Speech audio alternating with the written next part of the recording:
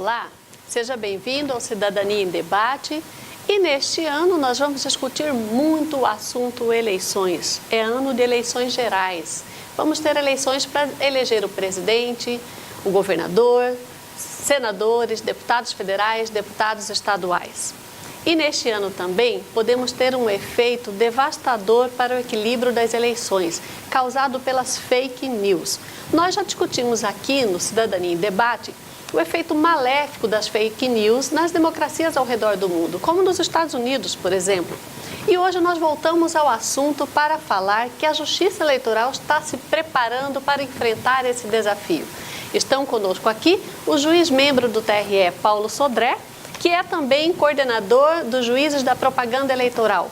E também o Dr. Ricardo Almeida, que é juiz membro do TRE e diretor da Escola Judiciária. Obrigada por terem vindo, agradeço a participação de vocês. Eu começo com o Dr. Ricardo Almeida. Dr. Ricardo, o Colégio de Presidentes de Tribunais Regionais Eleitorais do Brasil vai realizar em Cuiabá, nos dias 1 e 2 de março, um evento nacional para discutir a propaganda eleitoral na internet. O senhor pode falar como será esse evento? Obrigado, Mariane, primeiramente, pelo convite, estar participando de um programa tão importante quanto esse, que debate cidadania e temas fundamentais para as eleições do nosso país. Realmente, o Colégio de Presidentes dos Tribunais regionais... é presidido pelo nosso presidente do TRE de Mato Grosso, o desembargador Márcio Vidal, não é? Nós temos a honra de ser presidido pelo desembargador Márcio Vidal, em conjunto com o Tribunal Regional Eleitoral do Estado do Mato Grosso e a Escola Judiciária Eleitoral do Estado do Mato Grosso, estará promovendo no dia 1 e 2 de fevereiro, de março, um evento de envergadura nacional, onde nesses 2 dias serão discutidos talvez hoje o que mais se discute em matéria de propaganda eleitoral, que é a propaganda eleitoral na internet. E esse evento vai congregar todos os juízes, a grande parte dos juízes da propaganda eleitoral do nosso país, do país afora. Espera-se uma média de 150 magistrados, além de procuradores eleitorais, a Polícia Federal e também os representantes da área técnica de todos os tribunais estarão presentes nesse evento. De tecnologia de informação, de tecnologia de informação, exatamente. A finalidade desse evento é capacitar, não diria capacitar, é aprofundar sobre os aspectos importantes da propaganda eleitoral na mídia, especificamente. É só lembrar que quando se trata da mídia eletrônica, e aí eu incluo as redes sociais, WhatsApp, Facebook e as demais mídias digitais, nós estamos falando de um aspecto jurídico, mas também um aspecto técnico, porque no aspecto jurídico nós não temos a menor dúvida que os juízes estão preparados para atender a demanda. Mas existe uma necessidade de aprofundamento, de conhecimento por parte do magistrado, de como é que funcionam essas mídias sociais internamente, né? E para isso nós debateremos nesses dias, no dia 1º e 2º de março, sobre esses temas especificamente. Haverá inclusive a participação de representantes do Facebook, do Twitter, do Google, de pessoas com poder de decisão nessas empresas, né? Isso. O evento está organizado da seguinte maneira: num primeiro dia, no dia 1º, vai ser uma parte expositiva, onde grandes nomes da propaganda eleitoral e da área técnica da tecnologia da informação farão a exposição desses temas para os magistrados. E num segundo dia nós realizaremos um workshop. O workshop, como o nome mesmo diz, ele propõe o quê? Propõe aquilo que foi trabalhado nos temas no dia anterior. Serão formados grupos e esses grupos eles aprofundarão nesses temas, criando os problemas e também discutindo as soluções. Depois disso será produzido um material. Esse material ele vai compilar tudo aquilo que foi discutido. E a nossa ousadia é de tentar que nesse dia de trabalho sejam editados alguns enunciados. Esses enunciados... Que servirão de norte para juízes do Brasil inteiro. Exatamente. Ele não é uma aplicação obrigatória. O magistrado ele tem a independência para decidir segundo o seu livre convencimento. Mas os enunciados, eles trazem uma reflexão sintetizada para que os magistrados do país inteiro eles possam balizar as suas decisões segundo esses enunciados. É mais um elemento para acrescentar na análise dessas questões nas eleições que virão.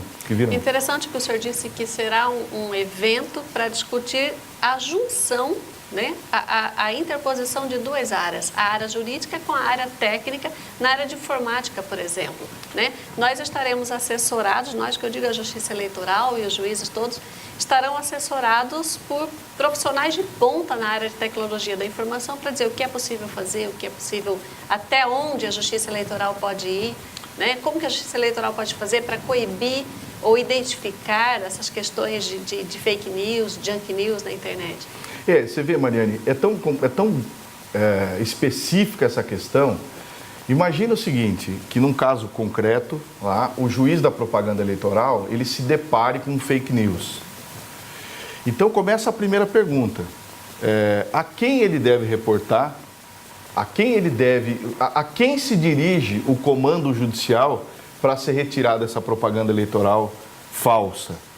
Essa é a primeira questão.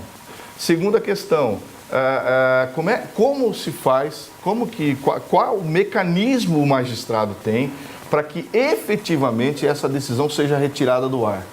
Então são temas... Um dos painéis é como dar efetividade às decisões liminares. Isso. E com o tempo necessário, né? Exato, porque nós sabemos que uma notícia falsa, ela se propaga nas redes sociais, de forma muito rápida.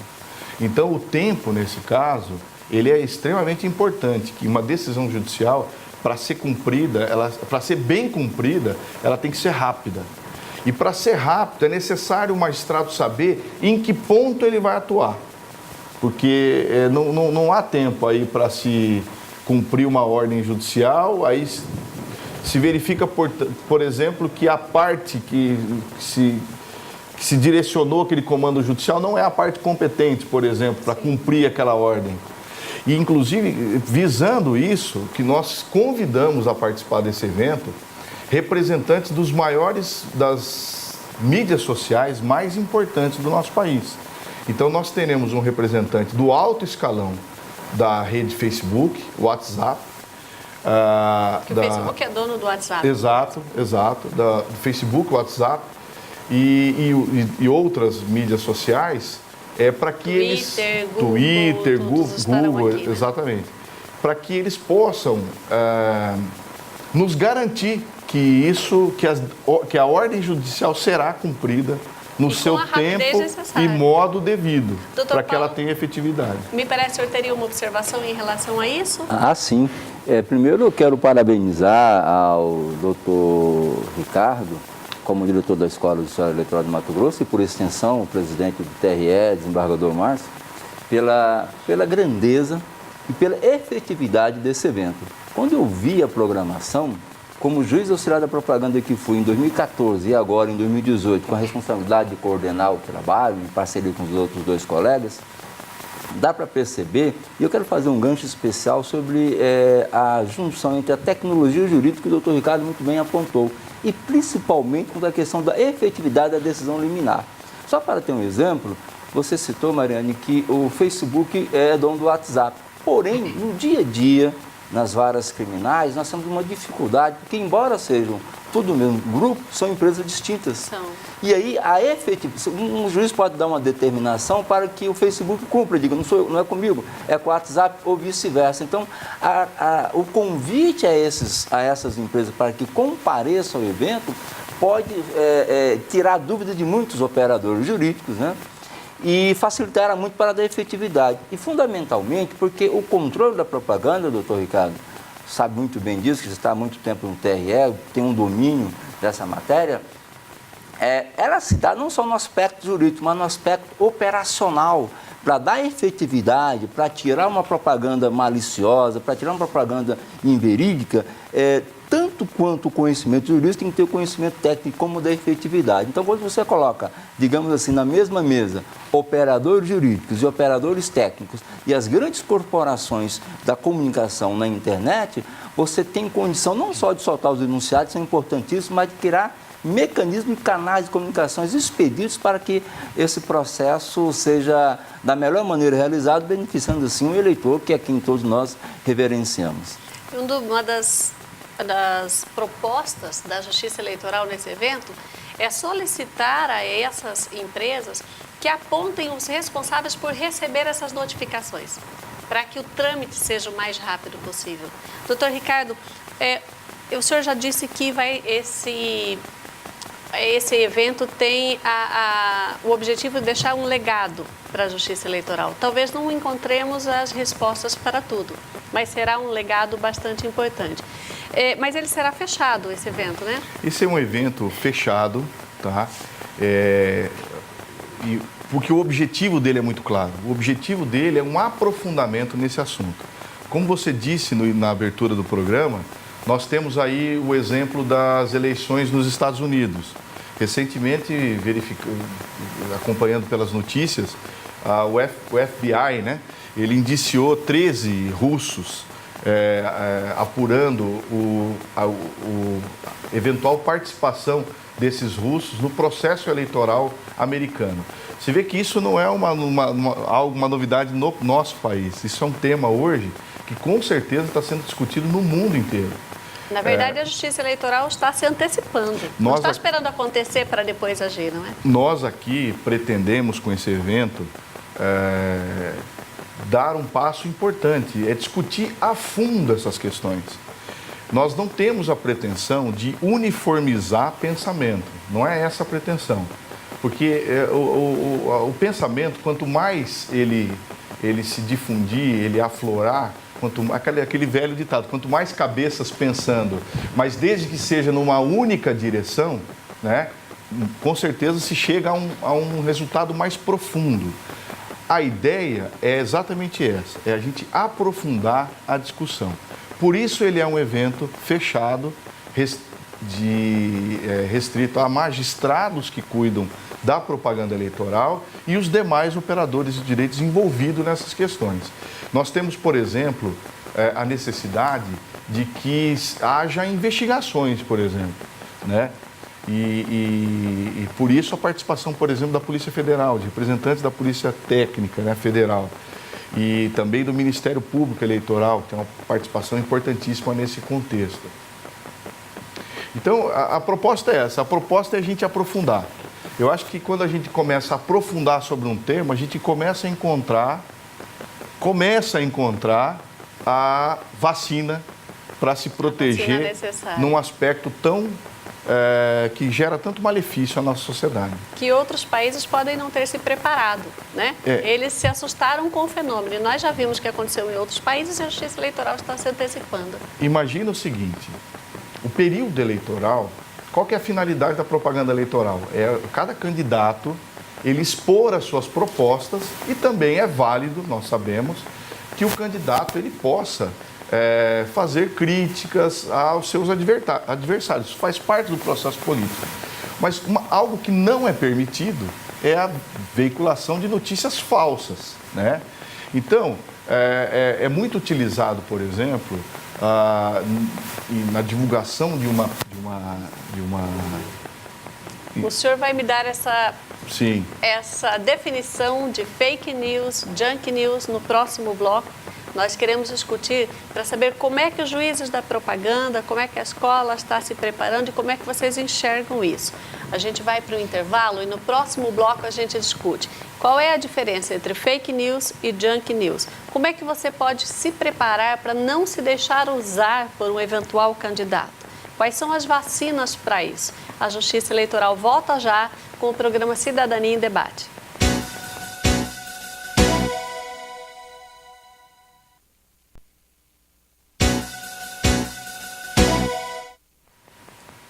Voltamos com o Cidadania em Debate e hoje estamos discutindo as estratégias da Justiça Eleitoral para enfrentar as fake news nas eleições de 2018. Nós temos uma série de medidas que estão sendo adotadas e uma delas é um evento de abrangência nacional que vai acontecer aqui em Cuiabá, nos dias 1 e 2 de março, e que vai reunir juízes da propaganda de todo o Brasil. O doutor Ricardo Almeida está conosco, o doutor Paulo Sodré, são juízes eleitorais, juízes membros do TRE. O doutor Ricardo Almeida estava falando como as fake news podem desequilibrar um pleito eleitoral. Isso, a propaganda eleitoral, ela existe com o objetivo claro de informar o eleitor das candidaturas e dos candidatos, né? Para que o eleitor ele possa conhecer verdadeiramente o candidato, as propostas, as proposições, a vida pregressa dos candidatos, os feitos dos candidatos, enfim. E também é permitido na nossa legislação o candidato ele fazer a crítica ao seu adversário. Não há nada que impeça ele também abordar o aspecto da crítica ao seu adversário.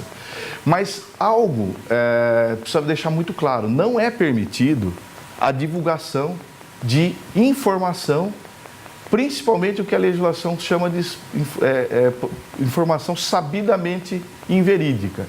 Ou seja, ele pode divulgar, mas ele não pode divulgar aquilo que é falso, aquilo que não é verdadeiro. Aí entra o que é fake news. Exato. Junk news. O fake news, como você bem lembrou, então é divulgar algo que é falso, né? Uma informação falsa. Agora, o junk news é o quê? É você utilizar uma base verdadeira e em cima dessa base, que ela é verdadeira, você faz uma construção falsa. Isso, na filosofia, os gregos chamavam de sofisma. Tem aquele exemplo clássico. A lua é branca, redonda e ela é toda furada. O queijo é branco e redondo e também ele tem os furos. Então, logo, uma lua é um queijo? Não é. Então, isso é você fazer uma construção. É pegar um aspecto verdadeiro e fazer uma construção inverídica. E a Justiça Eleitoral também está de olho nessa situação. Isso também não é permitido. Alguém matreiramente pode usar uma informação verdadeira, acrescentar uma informação falsa para enganar o eleitor. Você pode acrescentar autoria, você pega um fato sabidamente, ou melhor, você pega um fato verdadeiro e você atribui uma autoria, por exemplo, e tantas outras possibilidades. O problema que surge, e é por isso a importância da discussão desse tema, Mariane, é que quem vai divulgar uma informação falsa, hoje, com o acesso à tecnologia como nós temos no nosso país, ele não faz em nome próprio.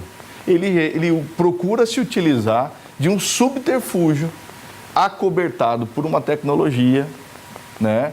E aí é que surgem os perfis de mídias sociais, perfis falsos, sites de notícia falsos que não existem. Isso para dar aparência de veracidade. E tem muitos perfis falsos que são manipulados por robôs. Exato. Né? E eles espalham para milhares de pessoas. E as pessoas falam, nossa, como essa notícia viralizou, mas é um robô que está por trás disso, né? E com qual objetivo tudo isso? O objetivo, claro, de levar uma informação para o eleitor que ela não é verdadeira. E a Justiça Eleitoral, ela tem essa função de garantir que, pelo menos no máximo que ela pode, de que seja o espaço de propaganda eleitoral seja de conteúdo verídico. Né? O doutor Paulo Sodré é coordenador, vai coordenar, aliás, já está coordenando, né, doutor Paulo? Já está trabalhando. É coordenador dos juízes da propaganda eleitoral, que são 3 juízes, né, no TRE, que o TRE este ano é a primeira instância da Justiça Eleitoral. É ali que serão julgados os registros de candidatura, propaganda e todos os demais processos como primeira instância. Na condição de juiz coordenador da propaganda, considerando a experiência que o senhor já vem desde 2014 como juiz ali no TRE, como é que o senhor avalia? A Justiça Eleitoral, ela estará preparada para fazer frente a essas demandas de robôs que né, multiplicam as informações, perfis falsos, fake news, junk news? A Justiça Eleitoral estará preparada para responder a contento? Qual o tamanho desse desafio? Eu prefiro responder de uma outra forma. Eu diria que a Justiça Eleitoral está se preparando, porque eu sou mais fiel ao momento ativo da Justiça Eleitoral. Veja, Mariane, que em 2014 nós já enfrentávamos alguns aspectos, eu diria até que incipientes. Tínhamos ali um aplicativo ou outro, WhatsApp, a véspera das eleições e tal. Ali era apenas a ponta do iceberg. Com o cenário internacional, como o próprio Dr. Ricardo pontuou sobre as eleições dos Estados Unidos, a polarização, o grande problema do fake news é a polarização, o espaço profícuo, o espaço por excelência para ele crescer. Nos Estados Unidos, só para exemplificar, na polarização entre a Hillary Clinton e o Donald Trump, né? Depois, na França, com Emmanuel Macron, né? Depois também no Brexit, na Inglaterra, naquela separação dela da comunidade europeia, e na própria Alemanha, no processo político eleitoral, com ataques pesadíssimos à atual chanceler da Alemanha, porque com invenções falsas de manipulação de informações. Então, esse cenário internacional, como o doutor Ricardo colocou, e a própria Mariane levantou esse aspecto, deu subsídio e acendeu a luz de alerta ao Brasil, especialmente ao Tribunal Superior Eleitoral. Então, dentro desse contexto, desse cenário internacional, eu diria que a eleição de 2014 foi coisa pequena, porque de lá para cá o mundo mudou muito mais rápido, a potencialização, e esse cenário que nós tínhamos em 2014 já era polarizado. Mas certamente, embora não saibamos quem serão os candidatos a eleições majoritárias para a presidência da República, mas nós teremos os candidatos a governo do Estado e a Senado em vários estados, inclusive em Mato Grosso. E eu diria que no âmbito do fake news, nós teríamos aqui, e aí nós temos que fazer um raciocínio não só jurídico, mas também sociológico e filosófico, pegando até a deixa do doutor Ricardo, que trouxe aqui o exemplo do sofismo. Veja, quais são os 3 pilares para início de conversa do fake news, do âmbito da responsabilidade da Justiça Eleitoral? Primeiro, a prevenção. Segundo, a detecção, detectar o que é o fake news. E o terceiro, como combater. Esses 3 pilares é que tem que orbitar a atividade do Tribunal Superior Eleitoral e da Justiça Eleitoral. Porém, com uma singularidade. Nós temos que ter muito cuidado com o cerceamento da liberdade de expressão. Então, esse trabalho do Justiça Eleitoral, ele é um trabalho extremamente sensível, porque embora tenha essa responsabilidade, tem um limite. Como você não passar a controlar a liberdade de expressão? O doutor Ricardo foi feliz quando disse aqui que não quer ter um pensamento único. E não é a ideia de ter um pensamento único, que ninguém tem essa ideia, foi muito feliz nisso. E a Justiça Eleitoral tem esse desafio, ao mesmo tempo tem que prevenir, tem que detectar no momento e tem que combater. Mas como fazer essa tríade de condutas sem violar a liberdade de expressão? Talvez esse seja o grande desafio da Justiça Eleitoral, né, nesse debate. E aí entra a inter-relação, a discussão do Tribunal Superior Eleitoral, da Justiça Eleitoral, com a imprensa, com a sociedade civil organizada, com os outros órgãos governamentais, para que se consiga construir uma solução. Porque sozinho, e todo mundo sabe disso, nós não faremos nada, mas é inegável que, dada a sua experiência, a Justiça Eleitoral terá, e tem que ter, e ela não foge a isso, de ter um papel de protagonista, mas não um papel de protagonista para se aparecer, mas apenas para garantir a lisura do processo eleitoral. Nem aparecer e nem cercear a liberdade de expressão. O senhor falou isso, eu me lembrei, tem alguns artigos, há 2 correntes. Há uma corrente que diz: cabe à Justiça Eleitoral, sim, buscar mecanismos para coibir, para inibir, pelo menos, o uso, né, o uso escancarado de fake news, né? E porque a Justiça Eleitoral tem o dever de buscar o equilíbrio nas campanhas eleitorais. E há uma outra linha que diz, não cabe à Justiça Eleitoral cercear, ela só deve informar e deixar que os eleitores façam um juízo de valor entre os candidatos. Eu acho que é preciso fazer uma junção dessas duas correntes. Talvez não caiba o grande calcanhar de Aquiles, inclusive tem o marco civil da internet, inclusive legislado no Brasil. Talvez o grande calcanhar da Justiça Eleitoral, e ela não pode fazer, é dizer o que é o que não é permitido antes, previamente, porque é esse cerceamento de liberdade de expressão. Você não pode proibir a pessoa de divulgar. Mas uma vez comprovado que é falsa a matéria, aí sim cabe ao judiciário, obviamente que provocado, né? Ou mesmo pelo juiz eleitoral que tem o dever de ofício, ele pode agir de ofício, sabidamente verdade, na expressão dita pelo doutor Ricardo, que contra a legislação, ele tem sim o dever de agir. E aí, por quê? Nós estamos em função, o prazo eleitoral é muito curto. Relembro aqui, embora não seja o nosso tema, que dia 20 de julho começam as convenções e vão até 5 de agosto. Sim. Na sequência, uma vez feita a convenção, o partido já pode registrar a candidatura. E vão até 15 de agosto. Até 19 horas do dia 15 de agosto. E no dia 16 de agosto começa a campanha. Só que isso, o programa oficial. Nada impede que as pessoas, de forma maliciosa, comecem a trabalhar antecipadamente. E a legislação ela se tornou mais benéfica, ela se tornou, eu diria, menos restritiva, permitindo a propaganda, restringindo o conceito de propaganda antecipada. Então, se a Justiça Eleitoral não se ater a isso, eu volto então respondendo a tua pergunta. A prevenção. O que o TSE e a Justiça Eleitoral está fazendo em termos de prevenção, né? Embora não caiba à Justiça Eleitoral se antecipar e proibir a divulgação da matéria, ela pode criar mecanismos. O que foi feito pelo TSE? O TSE trabalha em duas linhas. A primeira criou um conselho consultivo, composto não só de assessores do próprio presidente do TSE, dos órgãos técnicos do TSE, mas também com órgãos do Exército, da própria BIM, da própria Polícia Federal e órgãos da entidade civil, a imprensa, a própria OAB e ainda também com a participação das grandes corporações como Facebook, Twitter, WhatsApp e Google, tal qual os representantes que vieram para cá. Então, esse trabalho do órgão consultivo é delinear um mapa de atuação para trocar experiências já existentes no Brasil e aquelas praticadas no exterior, né?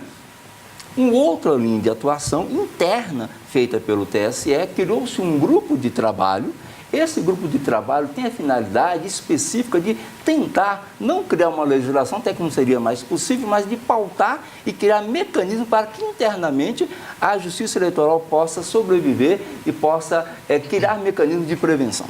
Então, o trabalho de prevenção passa por aí. E aí, esse seminário, esse encontro que nós temos no dia 1º e 2 de março, ele vai ao encontro, cai como uma luva a esse trabalho do TSE. Então, mais uma vez, a grandiosidade desse evento que certamente vai propiciar e criar subsídios para o Tribunal Superior Eleitoral, não tenho a menor dúvida quanto a isso. O presidente do TSE, inclusive, disse que está estudando vir a esse encontro, embora a agenda dele esteja bastante apertada, porque trata-se de uma gestão de 8 meses apenas. Inclusive, Mariana, se me permite, o discurso de posse do presidente, do ministro Luiz Fux, ele colocou o tema fake news como uma de suas prioridades. Exatamente.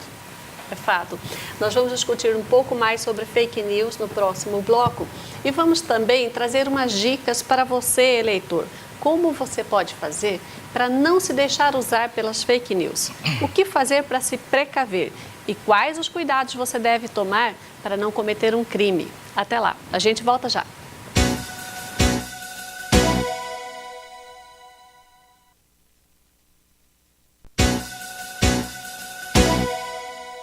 Voltamos a apresentar o Cidadania em Debate e para você que começou a nos acompanhar agora, hoje nós estamos falando de fake news nas eleições. A gente sabe que uma eleição A gente espera que os candidatos se enfrentem de forma civilizada e educada no campo das ideias. Os debates são necessários, como o doutor Ricardo disse, mas nem sempre esses debates seguem a legislação. Às vezes, os candidatos, como já aconteceu nos Estados Unidos e em outros países, como dissemos aqui, às vezes os candidatos apelam para informações inverídicas sobre outros candidatos. Sabia que isso pode afetar a sua vida? Você sabia que, sem saber, você pode cometer um crime passando uma notícia falsa adiante? Eu gostaria de ouvir o Dr. Paulo Sodré sobre aquela situação em que o eleitor fala assim, não, mas eu só passei adiante, eu só repassei. Eu só repassei pode trazer uma complicação para a vida de um eleitor? Sem dúvida alguma. Porque se essa mensagem que ele recebe, eu receber, olhou, concordou ou discordou do eleitor, não tem problema. Para ele, não. Agora, a partir do momento que ele compartilha essa informação, se essa informação for uma calúnia, uma injúria ou difamação contra quem quer que seja candidato ou não, ele pode responder processo penal por ter cometido um crime contra a honra de terceiras pessoas. Então, a responsabilidade é muito grande de quem recebe. Aquele WhatsApp ou Telegram que parece assim... tão hilariante e tão simplório, aquilo pode conter uma informação falsa que denigra a imagem de uma determinada pessoa ou instituição e acarreta a sanção penal contra essa pessoa. Não tem a menor dúvida quanto a isso. E as pessoas pensam que só deixa um rastro no Facebook. Se eu repassar uma informação de WhatsApp, ninguém vai me descobrir. Mas alguém pode fazer um print, principalmente em grupos, não é, doutor Ricardo? Alguém pode fazer um print e pode sim implicar aquela pessoa. Nós temos, inclusive, sobre esse tema, aqui no Tribunal Regional Eleitoral do Mato Grosso, e também tem em outros tribunais afora, diversos casos de aplicação de multa, e multa pesada. Sim. O doutor Paulo sabe bem disso também, inclusive relatou alguns processos dessa natureza, onde a pessoa que compartilha uma informação, ainda que ela não tenha sido a criadora daquela mensagem, daquela notícia falsa. Mas o fato de você compartilhar uma notícia falsa, você também está sujeito às implicações legais. Inclusive o eleitor. Não, inclusive as pessoas o eleitor. Pensam que o eleitor é como compra e venda de votos. As pessoas pensam que só o candidato é que responde por compra de voto. O eleitor que vende o seu voto também responde. Nós tivemos, Mariane, um caso recentemente, isso está publicado, é público, onde um determinado eleitor, ele fez a divulgação de uma pesquisa eleitoral fraudulenta, que é um fake news, é uma notícia falsa. E a penalidade para a divulgação da pesquisa eleitoral falsa, o que é uma pesquisa eleitoral falsa? Ela é aquela, no caso específico, ela não tinha nem sido registrada na Justiça Eleitoral. E a pesquisa, não poderia ser divulgada. Ela não poderia ser divulgada. E a pesquisa, ela trazia ainda a informação de que ela havia sido registrada na Justiça Eleitoral. Essa pessoa que fez a divulgação de uma pesquisa eleitoral falsa, ela foi condenada a pagamento de uma multa de, salvo engano, R$53 mil. Então, é muito sério isso. Já que eu trouxe a visão dos gregos sobre sofisma, eu também gostaria de relembrar que Sócrates propõe as 3 peneiras, né, que ficou conhecida como as 3 peneiras de Sócrates. E uma das perguntas que Sócrates propõe é quando chega uma informação para você, a primeira pergunta que você tem que fazer é: essa informação é verdade? Né? E ele propõe também a pergunta: é bom eu divulgar isso? Com qual objetivo eu vou divulgar? Então, isso se aplica também naquilo que a gente recebe hoje pelo WhatsApp, pelo Facebook. Ou seja, aquilo que eu estou recebendo, eu tenho a certeza de que aquela informação é verdadeira? Do contrário, eu paro na primeira peneira de Sócrates e manda aí a sabedoria que você não compartilha aquilo que você não sabe se é verdadeiro. Como o doutor Paulo Sodré disse, se ele receber e deletar, tudo bem. Exatamente. Porque receber não há problema nenhum. É passivo, né? A gente está passivo no processo. Isso. Agora, você quando divulga algo que você recebeu, ou seja, passa para frente, você teve um comportamento ativo nesse caso. Nesse caso, você está sujeito a responder. E o TRE está atento a essas coisas, inclusive para penalizar o eleitor. Como o senhor disse, houve uma multa de R$53 mil. Era um eleitor ou era um candidato que foi multado a 53 mil? Era um eleitor.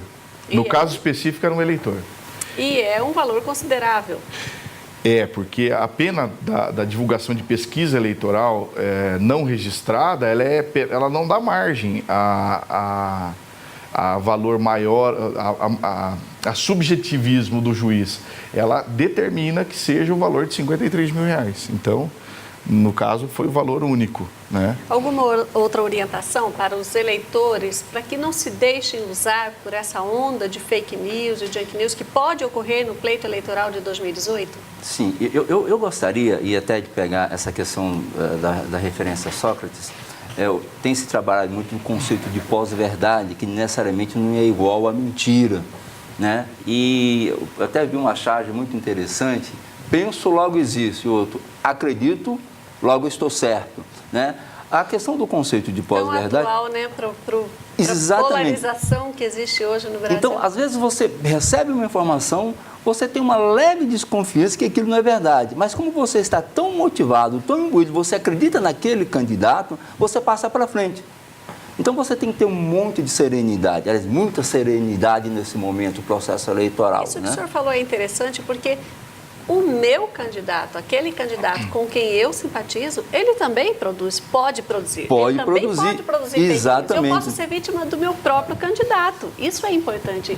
E aí, a gente ficar atento. O campo da pós-verdade, que os filósofos dizem atualmente na questão da propaganda, trabalha muito com o conceito emocional do eleitor, do apoiador.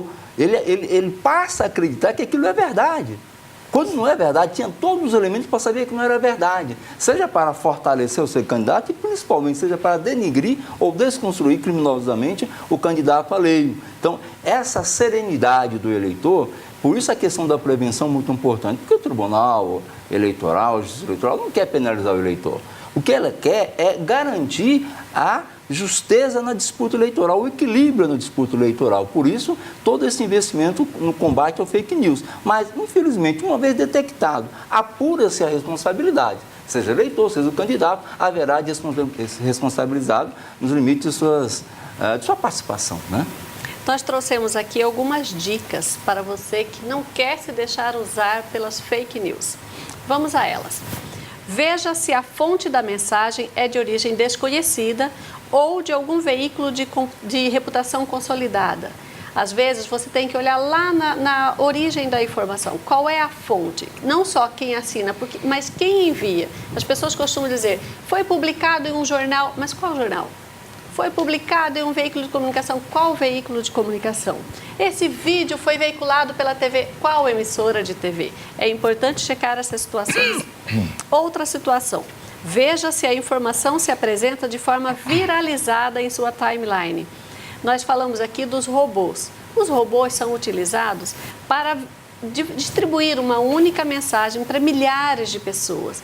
E aí, quando chega para você, parece que aquela notícia viralizou, que milhares de pessoas estão falando sobre isso. Na verdade, pode ser um robô e você pode estar sendo usado como se fosse um robô. Terceira sugestão. O título da mensagem tem adjetivos apelativos? A grande imprensa não costuma usar adjetivos apelativos. E a gente sabe que a grande imprensa, embora cometa erros, costuma checar mais as informações. A gente sabe que há notícia tendenciosa também na grande imprensa, mas os erros acontecem com menos frequência lá do que nas mídias sociais. Então, cheque. Se o título tiver alguns adjetivos apelativos, fique esperto. Quarta sugestão. O texto apresenta erros de português. Eu mesma já me deparei com várias notícias que quando você começa a ler, você já detecta, olha, isso aqui não é confiável, está cheio de erros de português ou de acentuação, né? Então, é bom checar essa situação. Quinta, a mensagem tem data? Muitas notícias falsas são veiculadas sem data, porque aí ela pode ir e voltar, de tempos em tempos essas notícias voltam para as pessoas sem a data, não tem como checar se realmente aquilo aconteceu ou não aconteceu, onde aconteceu. Então, se não tem data e não tem local exato, é bom ficar esperto também. Sexta, atenção, a maioria dos sites não identifica os autores dos textos. Como o Dr. Paulo Sodré falou, muitos deles não identificam. Ou são autores, são falsos, são falsamente atribuídos a algum autor. Né? E eles também não identificam nem endereço e nenhum telefone de contato. Um veículo de comunicação sério, ele tem o expediente, ele tem o nome das pessoas responsáveis pela notícia, ele tem um telefone para onde as pessoas possam ligar. Então, se é alguma notícia que está veiculando sobre um candidato ou outro, que não traz uma informação, um endereço, um telefone para onde você possa recorrer e checar essa informação, é melhor ficar esperto. E a última é que a maioria desses sites sequer estão abrigados no Brasil. Tem muitos, hoje, no âmbito nacional, já tem muitas notícias falsas circulando sobre os pré-candidatos à presidência da República. E é possível que surjam também sobre pré-candidatos a governo, ao Senado e a deputado estadual e federal aqui em Mato Grosso. Por isso é importante ficar atento em relação a essas coisas, é importante checar. A Justiça Eleitoral tem a ouvidoria eleitoral, vocês podem ligar para a ouvidoria eleitoral do TRE, denunciando eventuais notícias falsas, e a Justiça Eleitoral está lá para fazer frente a essas questões. O telefone da ouvidoria é 0800 647 8191. Eu vou repetir, 0800 647 8191. Dr. Paulo Sodré, Dr. Ricardo, eu gostaria de saber as considerações finais de vocês, algum recado para o eleitor, algum recado para eventuais candidatos. A Justiça Eleitoral já está atuante, né, doutor Paulo? Já está trabalhando, vocês já estão atentos a eventuais propaganda antecipada, inclusive, ainda que não seja fake news. Fiquem à vontade para as considerações finais. Mariane e doutor Ricardo, foi um prazer estar nesse debate. Se pudesse, ficaríamos aqui muito mais tempo, porque o tema é bastante instigador, mas atendo-me especificamente sobre a propaganda eleitoral. De fato, a Justiça Eleitoral sempre esteve atenta, mas neste primeiro semestre ela está mais atenta ainda. Não só em relação à propaganda eleitoral, especificamente em relação a fake news, mas nós já temos nossos mecanismos de trabalho e a partir de julho nós intensificaremos o trabalho, né? Mas assim, são dois recados. Primeiro, ao eleitor, tudo aquilo que nós dissemos, todo esse debate que nós fizemos aqui, é apenas para esclarecer, criar mecanismos que possibilitem o eleitor tomar a melhor opção. E não só como elemento passivo que recebe a informação, mas como aquele que processa e toma sua decisão, né? E não incorrer em fake news. E em relação aos candidatos, é o respeito ao cidadão, respeito ao eleitor, respeito ao processo democrático, né? A Justiça Eleitoral está de olho naqueles que eventualmente malversem com uma conduta ou outra, mas muito mais que está de olho, nós estamos à disposição. A Justiça Eleitoral é o primeiro parceiro de um processo eleitoral justo e igualitário. Então, os candidatos não têm que ver a Justiça Eleitoral como um oponente, mas sim como um parceiro, como uma instituição séria que de fato é e eficiente e eficaz. Estamos à disposição não só do eleitor, como também do próprio candidato. Doutor Ricardo, a escola, o senhor é diretor da Escola Judiciária Eleitoral, e a Escola Judiciária Eleitoral, todos os anos eleitorais, realiza uma série de eventos, de capacitações voltadas inclusive para os candidatos, né? Esse evento do dia 1 e 2 de março é fechado, porque será uma reunião de trabalho da Justiça Eleitoral, certo? Mas a escola deve estar organizando, preparando, aí tem em mente outros projetos para 2018. O senhor pode falar de alguns que o senhor queira realizar? Claro, evidente, Mariane. A Escola Judiciária Eleitoral, ela tem algumas frentes de trabalho. Como você bem disse, nós teremos esse evento da propaganda eleitoral na mídia, que será um evento fechado, mas nós temos programado para 2018 ainda um congresso de direito eleitoral aqui em Cuiabá, onde com certeza nós congregaremos aí os grandes nomes do direito eleitoral do nosso país. E também nós temos as atividades do eixo cidadania.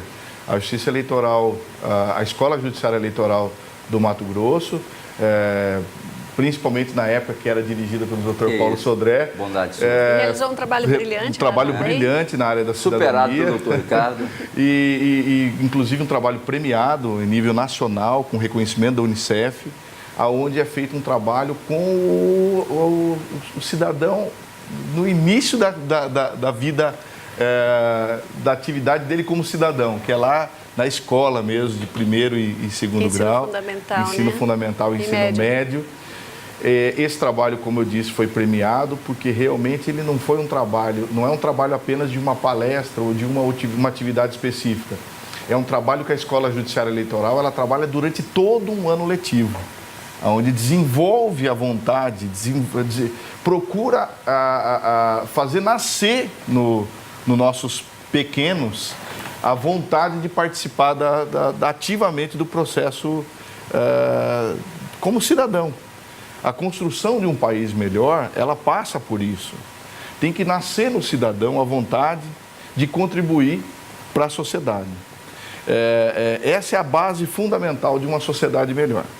A sociedade onde a gente atribui a alguém o dever para que o outro vá resolver o nosso problema não dá certo.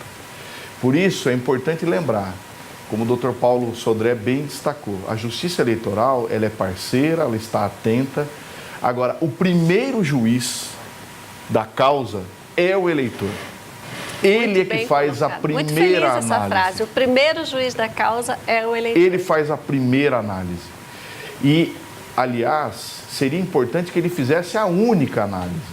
Porque a Justiça Eleitoral, ela só atua naqueles casos onde é necessário corrigir um aspecto de ilegalidade, de abuso, de uso indevido. Mas se o eleitor ele fizer esse juízo como um verdadeiro juiz, né, a Justiça Eleitoral ela perde, eu não diria importância, mas o papel ativo da Justiça Eleitoral vai ser menor. E isso é bom que seja. Se a Justiça Eleitoral tiver que agir muito, é porque o nosso primeiro juiz não está fazendo o que tem que ser feito. Então, a gente acredita que o trabalho de conscientização seja aquilo que forma a base de um país. E esse trabalho, não só a Escola Judiciária Eleitoral, toda a atuação do tribunal e de outros tribunais pelo país, a gente tem procurado fazer. É um brilhante trabalho. Acima de tudo, Mariana, a gente tem que pôr o coração, né? Aquilo que a gente quer de melhor para o outro. Quando a gente age dessa forma, eu acho que tudo fica melhor, não é verdade? É verdade. E agora em 2018 a gente espera que tudo fique melhor para todos nós. Obrigada a você, obrigada a vocês por estarem conosco aqui. Obrigada a você de casa que nos acompanhou desde o começo. A gente se encontra no próximo encontro com debates de interesse da sociedade. Até lá!